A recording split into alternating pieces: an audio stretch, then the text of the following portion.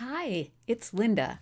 Welcome back to the Daily Dose, where we talk about the energy that's moving through all of us right now and we make it useful for real life. No fancy language, just plain talk and real life. In our last chat, we met Miss Cranky Pants and her struggle with timing and sharing in the she leads from behind energy. Today, we look at what this energy looks like when it's working in everyday life.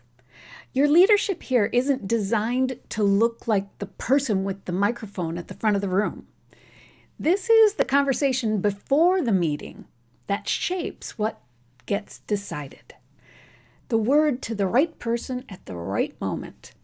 The strategic perspective offered when someone finally asks the question you've been sitting with the answer to for weeks. That's where your influence lives, and it is much more powerful than it looks from the outside. I often observe this energy in family situations. One parent becomes the voice, the more vocal energy of the parental unit, but it's often the other parent, the less vocal one, who's the true leader. That was true for me as a child, and it was often the case with the boys in our family. My dad was the voice of authority, but my mom was the energy behind every decision. That same dynamic carried out in our family unit when I was the stay-at-home mom when our boys were little. Over time, that changed, and I took a much more active voice, but for many years, I was the voice off to the side, while my husband, the dad, was the voice of authority. So that changed, and I took a much more active voice. But that early pattern taught me something. The voice everyone hears isn't always the one that is really running things. When I worked in corporate, my voice often guided my bosses along the way. I wasn't out front, but I knew the company, the product, and the consumers in a different way. And I shared my thoughts along the way and then saw them reflected in final decisions. So in everyday life, the she leads from behind energy means making peace with that behind the scenes nature of how you're wired to lead.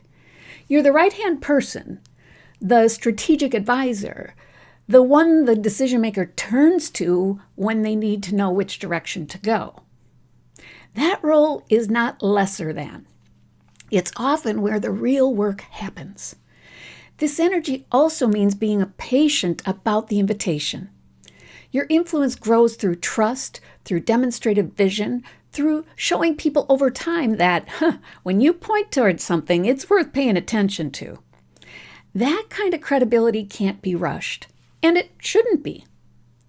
So when the invitation comes and you step into it, something shifts.